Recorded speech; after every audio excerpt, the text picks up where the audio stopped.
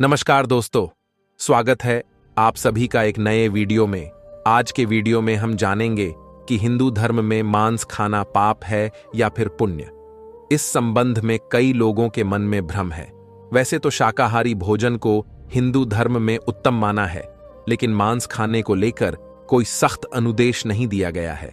और अगर मांस खाना सच में पाप है तो महाभारत में कई जगहों पर मांस खाने का जिक्र क्यों किया गया है। तो आइए जानते हैं इस संबंध में महत्वपूर्ण जानकारी वेदों के अनुसार। दोस्तों, वेद ही हिंदू धर्म के धर्म ग्रंथ है। वेदों का सार उपनिषद और उपनिषदों का सार गीता है। यहां तीनों का मत जानेंगे। वेदों में मांस खाने के संबंध में स्पष्ट मना किया गया है। वेदों में पशु हत्या पाप मानी गई है। वेदों में कुछ पशुओं के संबंध में तो सख्त अनुदेश दी गई है। या पौरुषेयण कर्विशा समंक्ते यो अश्वेयन पशुयातुधाना यो अग्न्याया भरती कशीर मग्ने तेषान शीर्षाणी हरसापि वर्ष। अर्थात जो मनुष्य नर अश्व अथवा किसी अन्य पशु का मांस सेवन कर उसको अपने शरीर का भाग बनाता है, गौ की हत्या कर अन्य जनों को दूध आदि से वंचित रखता है, हे अग्निस्वरूप राजा, अगर वह दुष्ट व्यक्ति किसी और प्रकार से न सुने तो आप उसका मस्तिष्क शरीर से विदारित करने के लिए संकोच मत कीजिए। गीता में मांस खाने या नहीं खाने के उल्लेख के बजाय अन्न को 3 श्रेणियों में विभाजित किया है। 1 सत्व, 2 रज और 3 तम। गीता के अनुसार अन्न से ही मन और विचार बनते हैं। जो मनुष्य सात्विक भोजन ग्रहण करता है उसकी सोच भी सात्विक होगी। सात्विकता के लिए सात्विक भोजन, राजसिकता के लिए राजसिक भोजन और तामसी कार्यों के लिए तामसी भोजन होता है। यदि कोई सात्विक व्यक्ति तामसी भोजन करने लगेगा तो उसके विचार और कर्म भी तामसी हो जाएंगे। मांस 2 तरह के होते हैं, राजसिक और तामसिक। उसको पकाने के तरीके से भी उसकी श्रेणी तय होती है।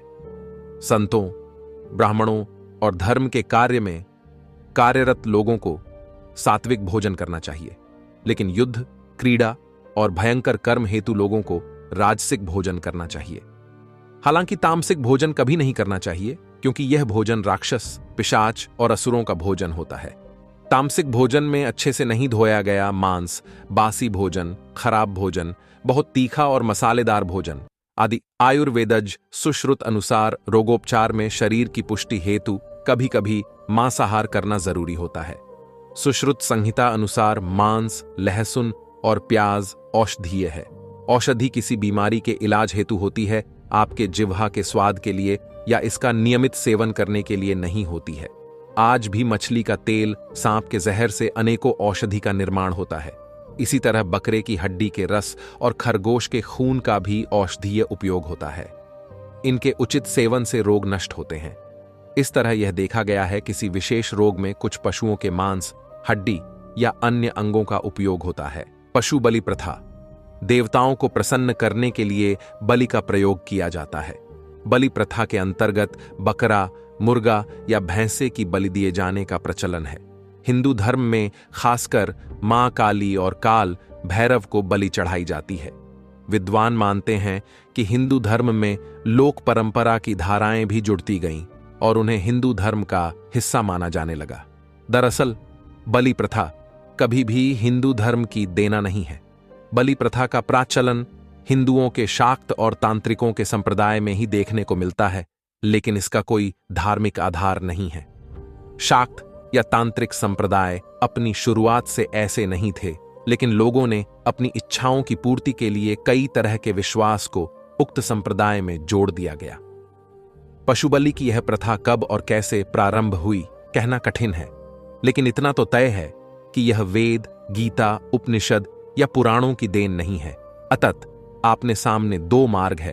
पहला है आत्मा का मार्ग और दूसरा है शरीर का मार्ग। यदि आप आत्मा के मार्ग पर चलना चाहते हैं तो आपको अपने जीवन में सात्विक भोजन, गुण और कर्म को अपनाने की जरूरत होगी।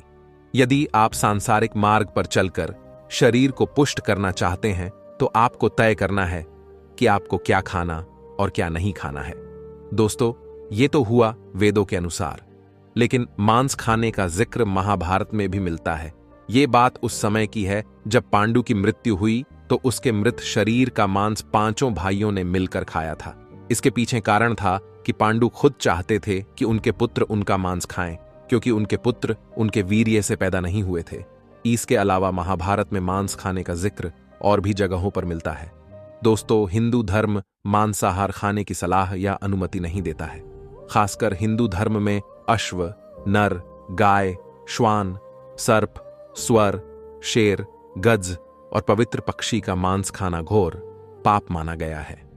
अगर आपको वीडियो पसंद आई हो तो वीडियो को लाइक और चैनल को सब्सक्राइब करें और अपने सनातनी भाइयों को ये वीडियो जरूर शेयर करें और कमेंट बॉक्स में ये बताएं कि आप लोग शाकाहार हो या फिर मांसाहार। आज के लिए बस इतना ही। मिलते हैं किसी नए वीडियो में। तब तक के लिए जय हिंद, जय भारत, जय सनातन।